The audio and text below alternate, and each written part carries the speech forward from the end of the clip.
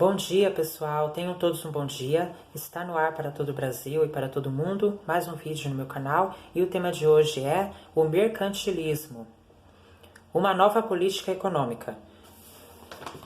O capitalismo é o sistema econômico dominante no mundo contemporâneo, ou seja, o capitalismo foi um sistema econômico que dominou no mundo contemporâneo. Acumular capitais e buscar constantemente a geração de lucro são os fundamentos desse sistema. Então, o capitalismo significa acumular capital. É você buscar constantemente a geração de lucro. É você lucrar, você querer lucrar. São os fundamentos desse sistema e a condição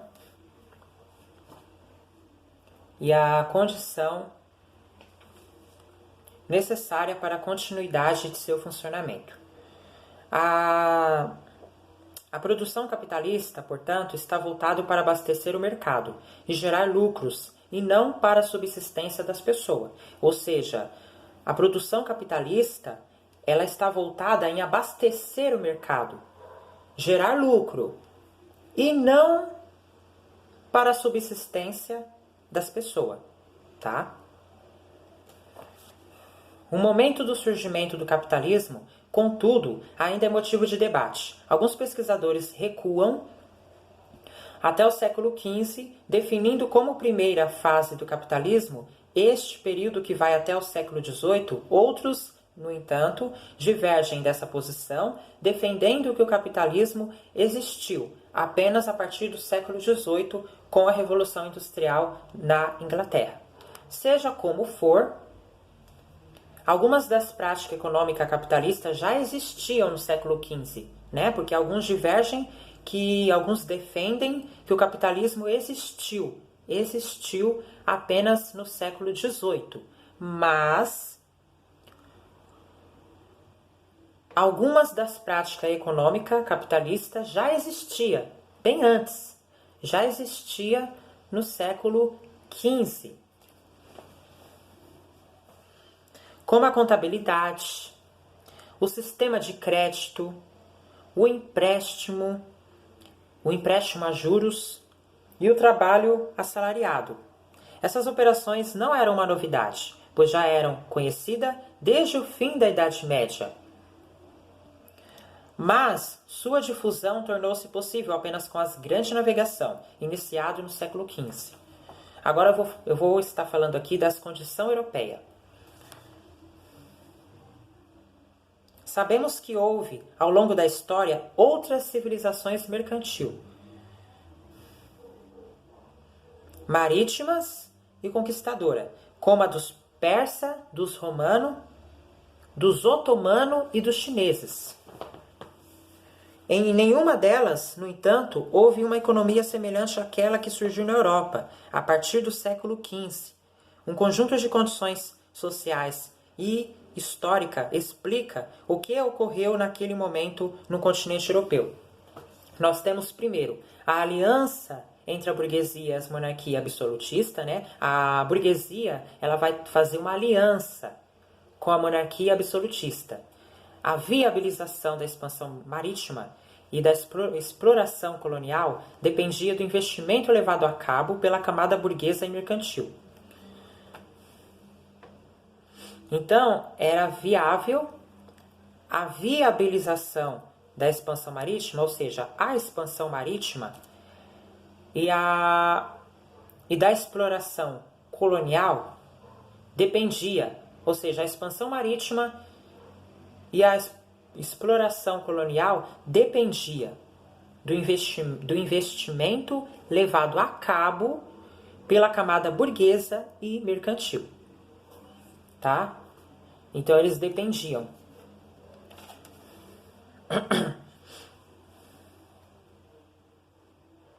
Única que possuía camada burguesa e mercantil, única que possuía os capitais necessários para esse tipo de empreendimento. Ao proteger essa iniciativa, unificando normas, leis e moeda, pesos e medida, o Estado absolutista enriquecia e ampliava o seu domínio.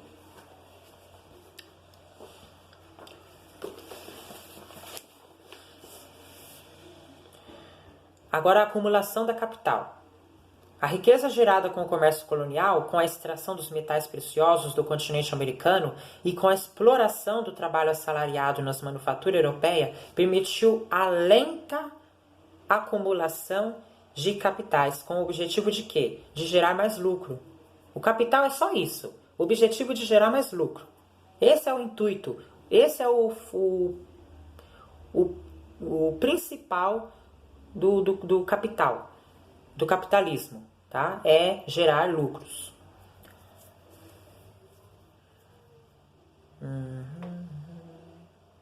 Esses capitais eram reinvestidos em novos empreendimentos. Capital é o conjunto de recursos necessário para a produção e a comercialização de mercadorias, como máquina, matéria-prima, instalações de fábrica, etc. Eu vou mostrar para vocês agora a imagem da Porta de Palma de Maiorca, detalhe dos retábulos de Saint George, século XVI.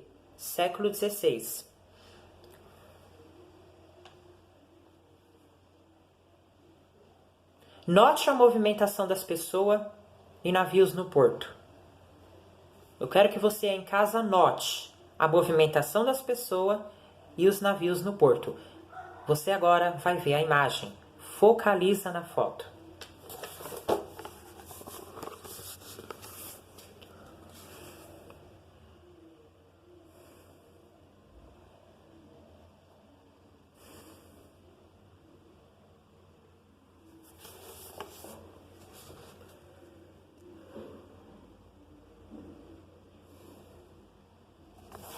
Viu aí, pessoal?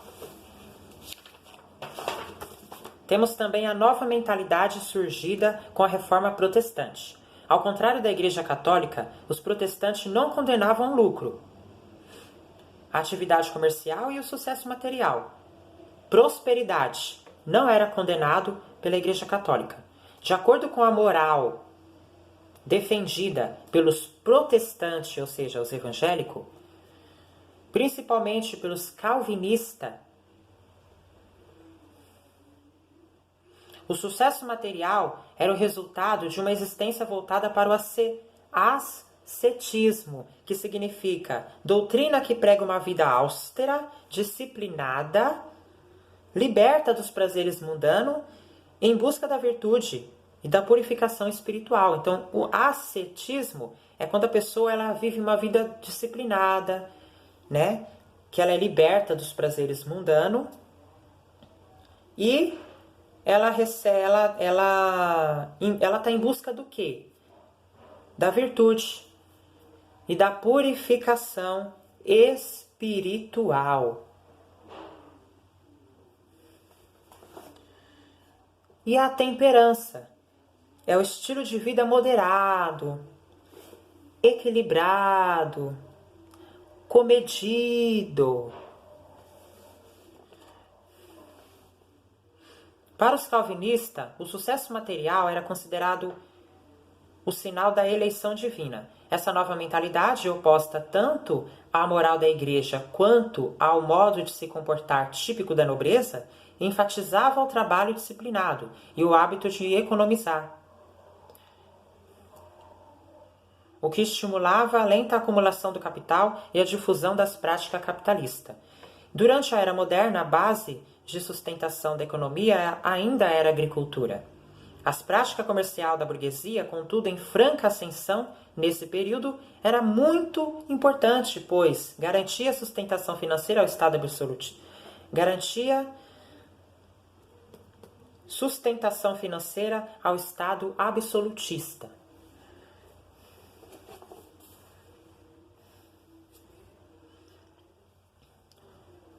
A burguesia detinha o poder econômico, enquanto a aristocracia concentrava o prestígio social e o poder político e militar. Agora eu vou estar falando dos efeitos econômicos que teve a partir do momento que a América foi conquistada. Em fins da Idade Média, a revitalização do comércio gerou uma demanda crescente por metais preciosos para cunhar moeda. O estoque existente na Europa, porém, não era suficiente. A descoberta e a exploração de grandes jazidas minerais na América não só atenderam a essa demanda, como tornaram a Espanha um imenso e rico império. Então foi com a exploração de grandes jazidas minerais na América que a Espanha se tornou, o seu império, ou seja, o Império Espanhol se tornou rico.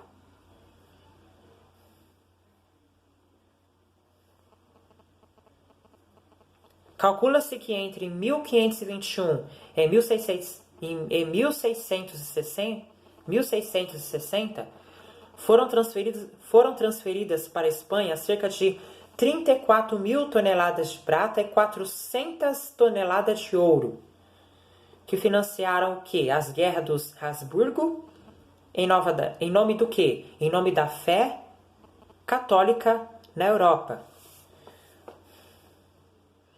A circulação de uma enorme quantidade de moeda fez com que os preços subissem.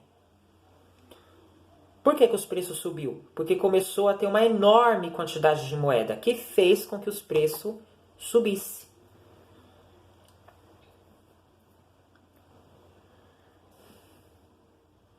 Mas de forma generalizada, estimulando o quê? A economia e beneficiando manufatureiros, negociantes, armadores e banqueiros das grandes cidades. Para a camada popular urbana, contudo, a inflação dos preços teve efeitos terríveis. Calcula-se que, no decorrer do século XVI, os preços subiram entre 150% e 400%. Então, pela porcentagem, você já pode notar que foi muito alto, né? As mercadorias.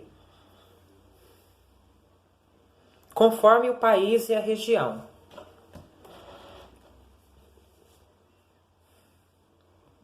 O preço do trigo se multiplicava, enquanto os salários reais baixavam continuamente. Ou seja, aumentava o produto e abaixava o salário. Que tinha que ser o quê? Já que está aumentando os produtos, tinha que aumentar o salário também. Só que não. Não era assim que a banda tocava. Aumentava o quê? Aumentava o trigo. Então a pessoa pagava caro no pão. Ia comprar pão, pagava caro no pão. E não só pão, como outras coisas que o trigo é feito, né? E aumentava o preço do trigo, enquanto os salários reais abaixavam. Quer dizer, os salários reais baixavam. O salário do trigo aumentava. O preço do trigo aumentava. E o salário abaixava. Baixava, né? O salário baixava. Revoltas urbanas estouraram em países como França e Inglaterra para reprimir o descontentamento popular e restabelecer a ordem social, porque eles ficaram insatisfeitos com essa inflação, né? Os governos decretaram leis contra a vagabundagem e a mendicância. Na Inglaterra, por exemplo, o rei Henrique VIII mandou construir workhouses, que significa casa de trabalho forçado, e tornou as penalidades mais rígidas. Aqueles que eram tidos como vagabundos, entre aspas, eram açoitados publicamente e presos caso reincidissem.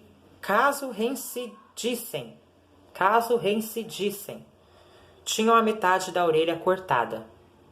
Que coisa, né? Que maldade. Vamos lá. As workhouses eram as casas de trabalho forçado. As workhouses workhouses era casa de trabalho forçado destinado a abrigar pessoas que viviam em tal estado de pobreza e não tinham condições de se sustentar por si mesma, velhos desempregados ou puros de espírito,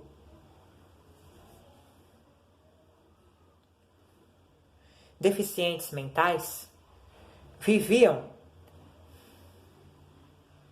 e trabalhavam nesses estabelecimentos. Apesar de seus objetivos filantrópicos, as condições dentro das workhouses eram tão duras que na prática eles não se distinguiam de prisões comuns, mendigos e vagabundos. Por exemplo, eram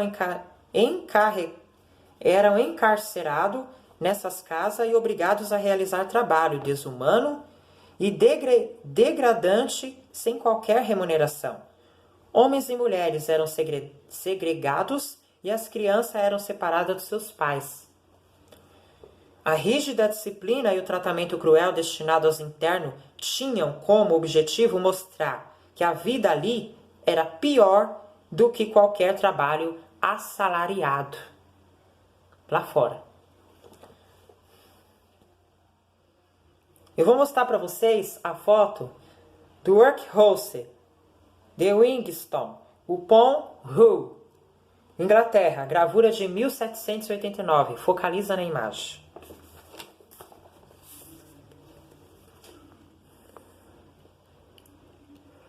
Essa é a casa do trabalho forçado para aqueles que eram pobres, tinham uma situação de tal pobreza que não tinham condição de sobreviver. Ali, nessa casa, essa casa que você está vendo, onde está o meu dedo, essa casa chamada de workhouse, aqueles que ao entrar ali era humilhado, sofria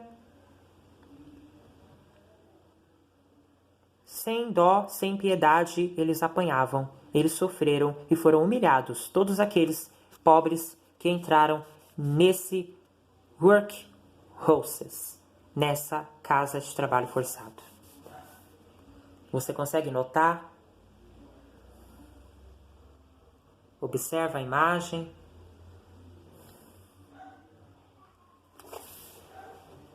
Viu aí, pessoal? A intervenção do Estado na economia. O Estado absolutista procurava aumentar seu poder adotando medida econômica, cuja finalidade básica era aumentar ao máximo a riqueza do país. O conjunto das medidas econômicas adotadas pelos Estados nacionais europeu entre o século XVI e XVIII ficou conhecido como política mercantilista. A política intervencionista do mercantilismo pretendia assegurar a riqueza e o poder estatal, garantindo uma fonte de financiamento para a guerra, expedição marítima, exploração comerciais. Para administrar essa intervenção e fiscalizar as atividades econômicas, o Estado contava com uma contabilidade precisa das riquezas do país e com um conjunto de funcionários ao seu serviço. Para o país ser rico, depende de nós, trabalhadores, porque é nós, trabalhadores, para o país enriquecer, depende da economia. E para ter economia, o país tem que ter trabalhador. O país que não tem trabalhador, a economia vai lá embaixo e aonde não há riqueza. Para ter riqueza, para ter economia boa e suficiente, tem que ter trabalhadores. Porque os trabalhadores, toda vez que ele vai trabalhar, ele está enriquecendo o seu país.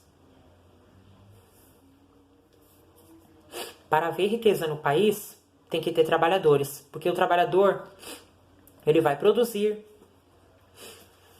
né? Ele vai criar ele vai dirigir o país, ele vai conduzir o seu país, né? Então, se não haver trabalhador, não tem como o país fica parado, porque não tem trabalhador para poder agitar a economia, para fazer a economia crescer com a sua produção, com os seus trabalhos, né, de exportação e importação. Então, com tudo parado, né, sem trabalho, não tem a economia vai lá embaixo.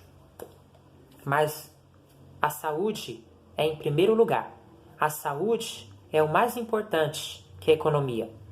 Porque sem saúde, ninguém trabalha. Então,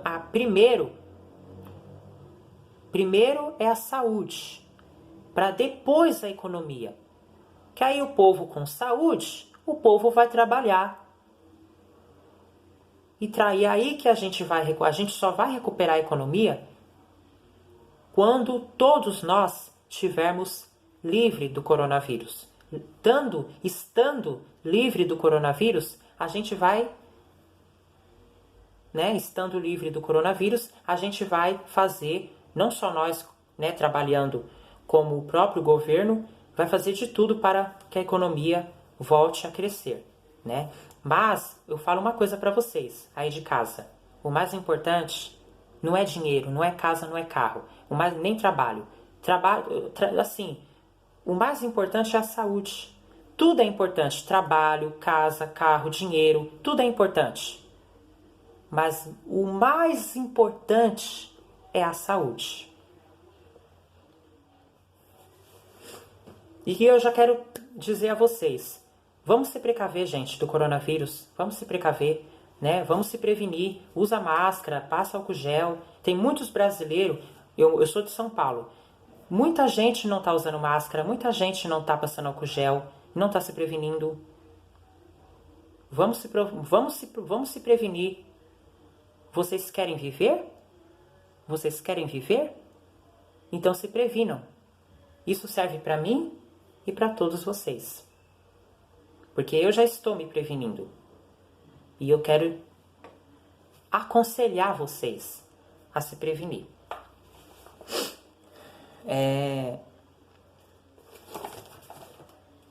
As políticas intervencionistas do mercantilismo pretendiam assegurar a riqueza e o poder estatal, garantindo uma fonte de financiamento para as guerras, expedições marítimas e exploração comercial. Para administrar essa intervenção e fiscalizar as atividades econômicas, o Estado contava com uma contabilidade precisa das riquezas do país e com um conjunto de funcionários ao seu serviço.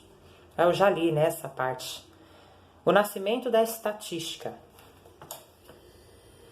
A estatística é uma área da matemática que coleta e analisa e interpreta dados numéricos. Criada no século XVII, o soberano utilizava a estatística para conhecer as forças e os recursos disponíveis ao seu estado. Incluía a população, mortalidade, natalidade, que é as pessoas que nascem, né? Os recursos naturais, reserva minerais, floresta. E as atividades econômicas, como exportação, importação, produções agrícola e manufatureira, etc. Nesse sentido, a estatística era indispensável para a intervenção do rei nos assuntos do reino.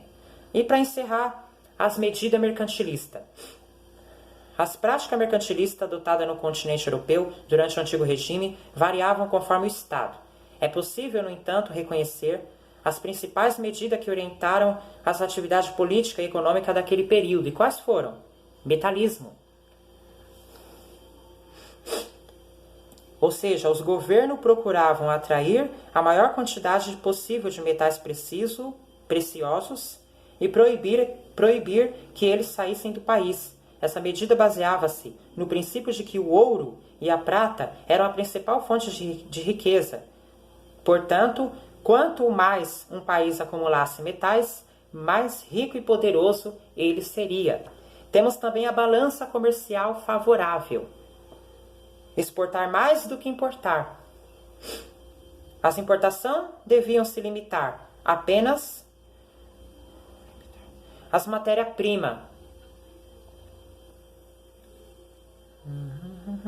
Enquanto as exportações se voltariam para os bens manufaturados, todas as oportunidades para trocar as manufaturas produzidas no país por ouro e prata também deviam ser aproveitadas a fim de incrementar os estoques desses metais. O protecionismo alfandegário.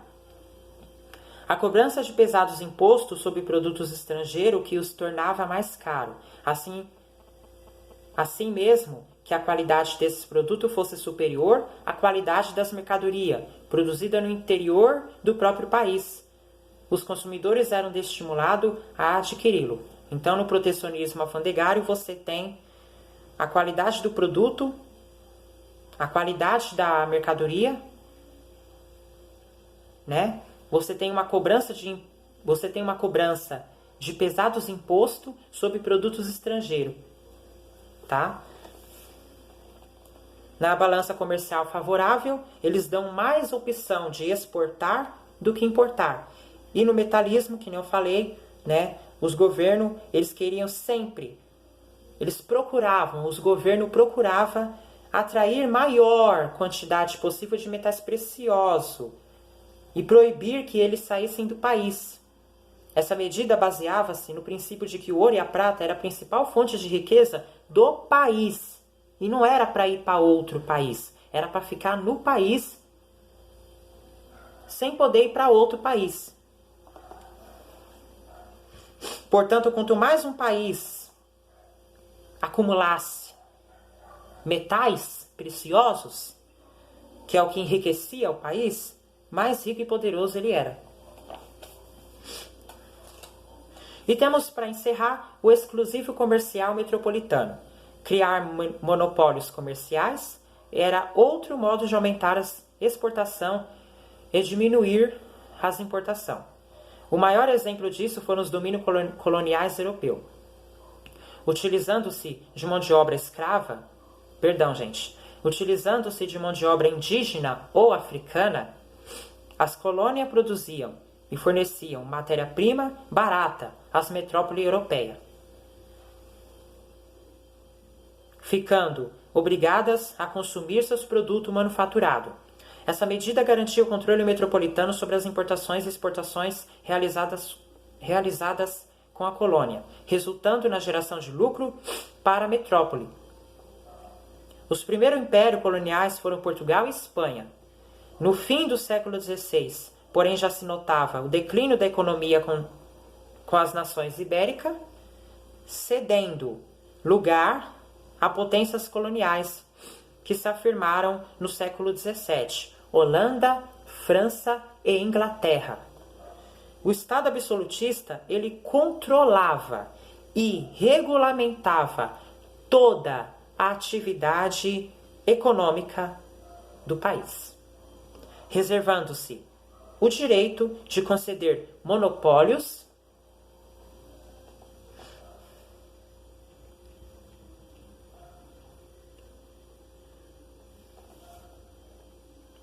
comerciais, punir o tráfico ilegal de metais preciosos e mercadorias, etc.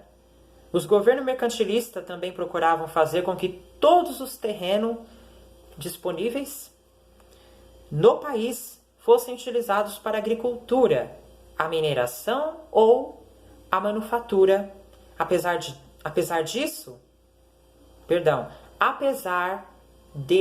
isso ser muito difícil de realizar na prática. Então é isso, pessoal. Esse foi o tema de hoje. Espero que vocês tenham gostado. Se você ainda não é inscrito no canal, se inscreve no canal, ativa o sininho para receber as notificações. Já vai deixando o seu like de que gostou. Eu fico por aqui. Tenham todos uma ótima tarde, um ótimo dia e até a próxima. Tchau. Tchau, pessoal.